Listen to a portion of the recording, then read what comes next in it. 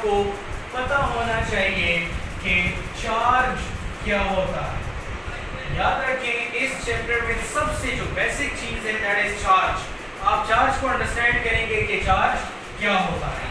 देखिए 1900 में गिलबर्ट नाम का एक साइंटिस्ट था, उसने चार्ज को इन्वेंट किया और चार्ज के बारे में बड़ी डिटेल से उन्होंने बात की। उन्होंने कहा कि charge basically intrinsic property of matter होती है। It is what? It is intrinsic property of matter due to which the body either attracts the body towards itself or repels the body either away from itself. देखिए charge किसी भी body की एक natural property होती है। It is a built-in property.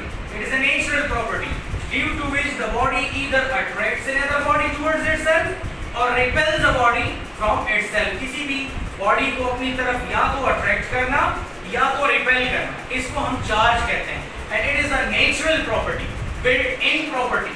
इसको हम लोग इंट्रिंसिक प्रॉपर्टी भी कह सकते हैं। तो आप कैसे डिफाइन करेंगे? आप कहेंगे कि the intrinsic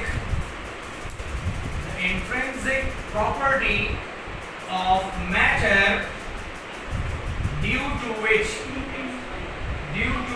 which the body either attracts or repels another body either towards itself or away from itself. Called charge. तो उसको हम लोग क्या कहते हैं? उसको हम लोग चार्ज कहते हैं। याद रखें charge is represented by Q और चार्ज को आप लोग स्मॉल q से भी रिप्रेजेंट कर सकते हैं और लार्ज Q से भी, आप इसको कैपिटल Q से भी रिप्रेजेंट कर सकते हैं। याद रखें कि आपके पास चार्जेस दो तरह के होते हैं। एक को आप कहते हैं पॉजिटिव चार्ज और दूसरे को आप कहते हैं नेगेटिव चार्ज। याद रखें कि क्लासिफिकेशन ऑफ चार्जेस, आपके पास एक प्लस चार्ज होता है और एक नेगेटिव चार्ज होता है। ये क्लासिफिकेशन किसने की थी? ये क्लासिफिकेशन एक साइंटिस्ट था, उसका नाम था फ्रैंकलाइन, और उसने पॉजिटिव और नेगेटिव चार्ज के दरमियान में क्लासिफिकेशन की कि पॉजिटिव चार्ज क्या होता है और नेगेटिव चार्ज क्या होता है। दो अलग अलग तरह के चार्जेस उसने बता दिए। अच्छा, अब चार्ज का जो यूनिट है दैट इज कूलम। चार्ज का यूनिट क्या होता है? कूलम होता है। अब चार्ज के आपके पास बहुत सारे टाइप्स होते हैं। कौन कौन से टाइप्स होते हैं?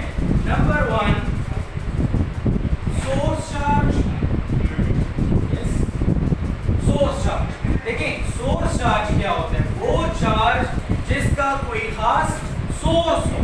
सोर्स मतलब किसी खास जगह से वो आ रहा हो। फॉर एग्जांपल एक चार्ज बैटरी से आ रहा है, सेल से आ रहा है, जनरेटर से आ रहा है, तो हर चार्ज का ऑलमोस्ट कोई ना कोई सोर्स जरूर होता है। ठीक है, तो आप कहेंगे all the charges are basically what? Source charges.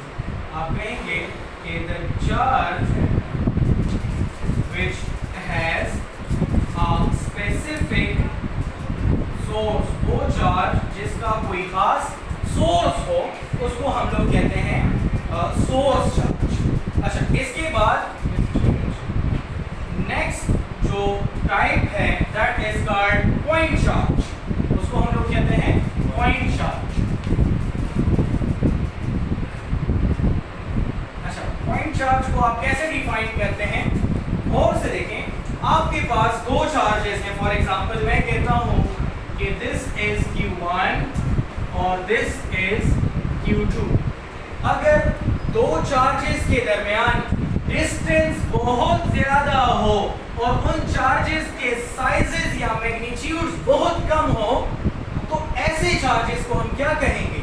Point charge. वो चार्जेस जिनके दरमियान जो डिस्टेंस है वो बहुत ज्यादा हो और चार्जेस के साइजेस बहुत कम हो।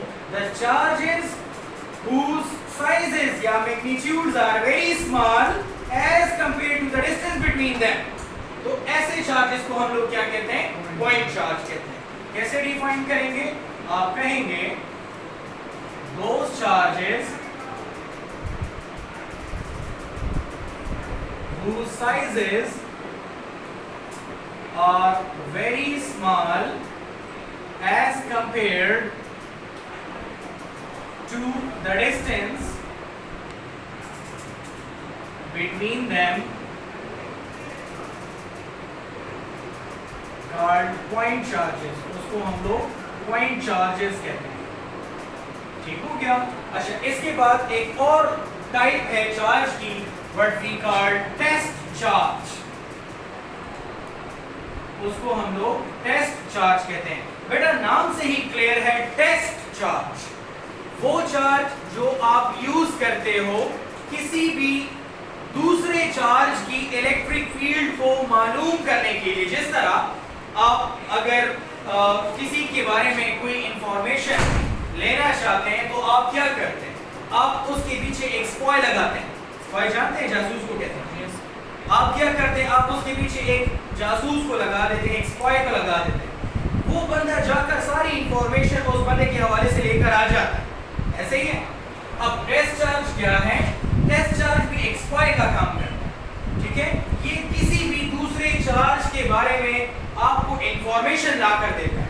किसी भी दूसरे चार्ज के बारे में आपको इंफॉर्मेशन लाकर देता है कि सामने वाला जो फील्ड है वो पॉजिटिव फील्ड है या नेगेटिव फील्ड है। सामने वाला जो चार्ज है उस चार्ज का फील्ड पॉजिटिव है या नेगेटिव है। आपको इंफॉर्मेशन लाकर देना किसका काम है? टेस्ट चार्ज का काम है। याद रखें कि टेस्ट चार्ज को हम लोग Q नॉट से रिप्रेजेंट करते हैं। किससे रिप्रेजेंट करते हैं? Q नॉट से रिप्रेजेंट करते हैं। और टेस्ट चार्ज मोस्टली हम पॉजिटिव ही लेते हैं। Test charge is always taken positive और इसका मैग्नीट्यूड हम मोस्टली 1 कूलम ही लेते हैं। टेस्ट चार्ज का मैग्नीट्यूड हम कितना लेते हैं? 1 कूलम ही लेते हैं। अच्छा, अब आप सोचने की बात ये कि टेस्ट चार्ज का मैग्नीट्यूड हम 1 कूलम क्यों लेते हैं? Why we take 1 coulomb magnitude या small magnitude of test charge? Because हम किसी भी दूसरे चार्ज के फील्ड को डिस्टर्ब नहीं करना चाहते। क्वेश्चन ये है कि हम टेस्ट चार्ज का मैग्नीट्यूड कम क्यों लेते हैं? 1 कूलम या स्मॉल मैग्नीट्यूड क्यों रखते हैं? वो इसलिए कि हम नहीं चाहते कि ये टेस्ट चार्ज किसी दूसरे चार्ज की फील्ड को जाकर डिस्टर्ब करे।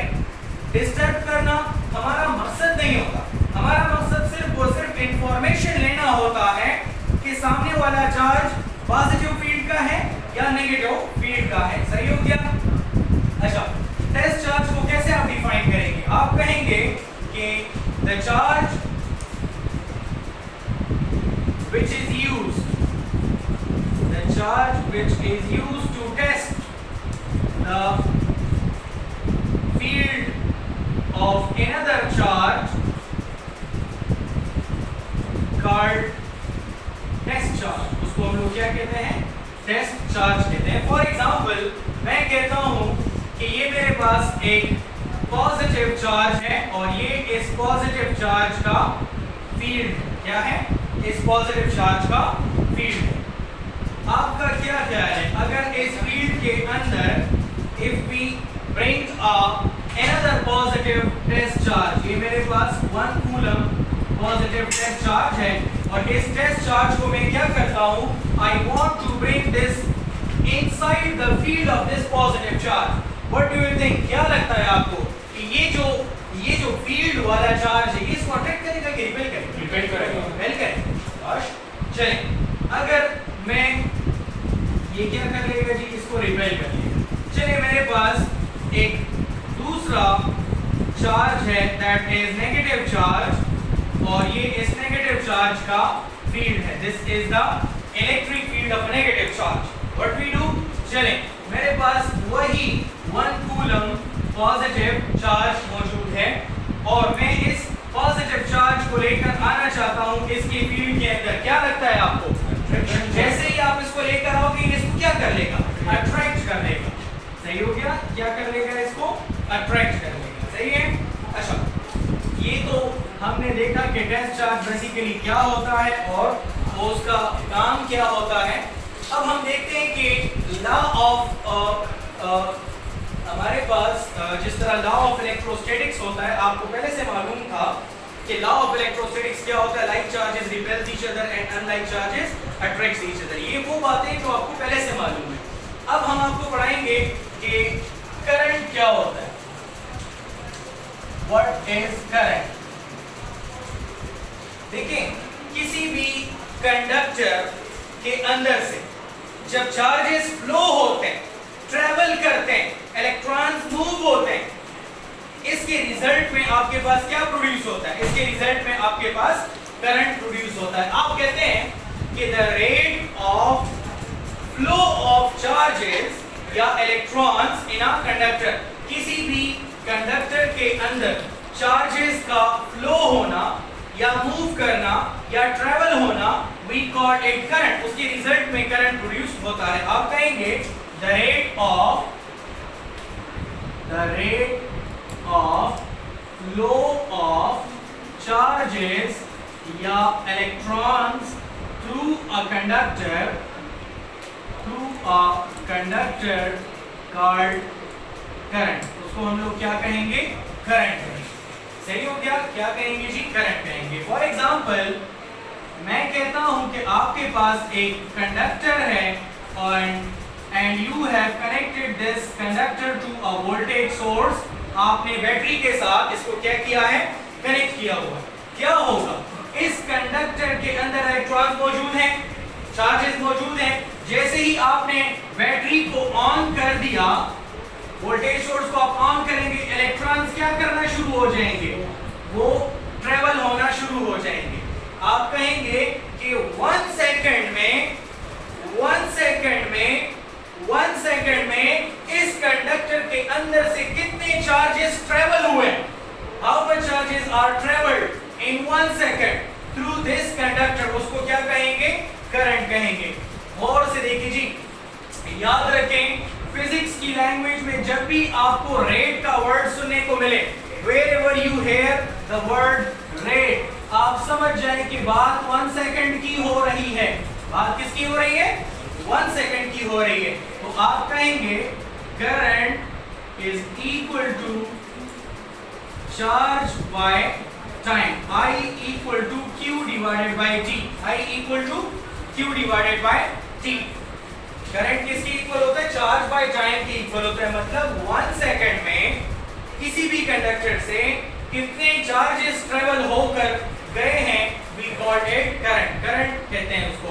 अच्छा, इसका यूनिट आपके पास क्या होता है, यूनिट इज एम्पेयर। यूनिट क्या है भाई, एम्पेयर। और याद रखिए 1 ampere is equal to 1 coulomb divided by 1 second. अगर किसी भी कंडक्टर से 1 सेकंड में 1 कूलम चार्ज फ्लो करता है, तो इसके रिजल्ट में 1 एम्पियर करंट प्रोड्यूस होगा। कितना प्रोड्यूस होगा, 1 एम्पियर करंट प्रोड्यूस होगा। चलिए हम एम्पियर को डिफाइन करते हैं। और एम्पियर को आप कैसे डिफाइन करेंगे, आप कहेंगे कि if there flows 1 coulomb charge through a conductor in 1 second, so current produced will be 1 ampere। Current produce कितना होगा, वो 1 एम्पेयर होगा। कितना होगा, 1 एम्पेयर होगा। अच्छा, याद रखें आपके पास करंट के 2 टाइप्स होते हैं। There are 2 types of current. चलिए हम डिस्कस करते हैं कि कौन कौन से टाइप्स होते हैं। How many types of current है, 2 तरह के करंट होते हैं। एक को कहा जाता है इलेक्ट्रिक करंट या करंट। इलेक्ट्रिक करंट और करंट दोनों एक चीज होती है। दूसरी चीज है कन्वेंशनल करंट। दूसरा क्या है, कन्वेंशनल करंट। आपके पास कितने टाइप्स होते हैं, 2 टाइप्स होते हैं। चलिए, पहला है हमारे पास इलेक्ट्रिक करंट और दूसरा है कन्वेंशनल करंट।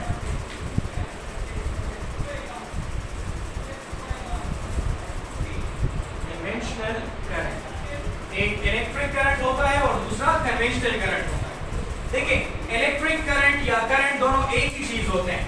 याद रखें ओल्ड कॉन्सेप्ट क्या था। ओल्ड कॉन्सेप्ट हम कहते थे कि the current due to flow of electrons called electric current. वो करंट जो कि इलेक्ट्रॉन्स की फ्लो की वजह से होता था उसको हम लोग क्या कहते थे, उसको हम लोग इलेक्ट्रिक करंट कहते थे। वो करंट जो कि इलेक्ट्रॉन्स की फ्लो की वजह से होता था उसको हम लोग इलेक्ट्रिक करंट कहते थे। अब ये तो एक डेफिनेशन है। अब मॉडर्न कॉन्सेप्ट इसका क्या है? मॉडर्न कॉन्सेप्ट इसका ये है कि आप इस इलेक्ट्रिक करंट को एक और तरीके से डिफाइन कर सकते हो। आप कहेंगे the current which flows from negative terminal of the battery to the positive terminal of the battery called electric current। तो उसको हम क्या कहते हैं? इलेक्ट्रिक करंट कहते हैं। वो करंट जो कि बैटरी के नेगेटिव टर्मिनल से बैटरी के पॉजिटिव टर्मिनल तक फ्लो करता है, we called it electric current. उसको हम लोग क्या कहते हैं? Electric current. अच्छा, कन्वेंशनल करंट का जहां तक ताल्लुक है, इसका ओल्ड कॉन्सेप्ट क्या है? याद रखें ओल्ड कॉन्सेप्ट ये था कि आपके पास जो कन्वेंशनल करंट है, लोगों का ये ख्याल था the current due to flow of protons, वो करंट जो कि प्रोटॉन्स की फ्लो की वजह से कंडक्टर में प्रोड्यूस होता है उसको हम लोग कन्वेंशनल करंट कहते हैं। लेकिन ये कॉन्सेप्ट फेल हो गया। क्यों? क्योंकि प्रोटॉन, लोगों को बाद में पता लगा कि प्रोटॉन जो है वो तो न्यूक्लियस के अंदर स्ट्रॉन्ग न्यूक्लियर फोर्स की वजह से बाउंड है, टाइड है। How can it come out of the nucleus and can take part in conduction? तो ये तो न्यूक्लियस से नहीं निकल सकता और कंडक्शन में पार्ट नहीं ले सकता, इसीलिए ये कॉन्सेप्ट जो है फिर फेल हो गया। तो इन्होंने कहा ओल्ड कॉन्सेप्ट ये था the current due to flow of protons called conventional current. ठीक है, उसको हम लोग कन्वेंशनल करंट कहते हैं। सही हो गया। अब मॉडर्न कॉन्सेप्ट क्या है इसका? इसका मॉडर्न कॉन्सेप्ट ये है, बिल्कुल ये इलेक्ट्रिक के ऑपोजिट होता है। क्या होता है? ऑपोजिट। आप कहेंगे the current which flows from positive terminal of the battery to the negative terminal of the battery called conventional current। उसको हम लोग conventional current कहते हैं। एक और डेफिनेशन भी मैं कर सकता हूँ, आप इसको यूं भी डिफाइन कर सकते हैं the current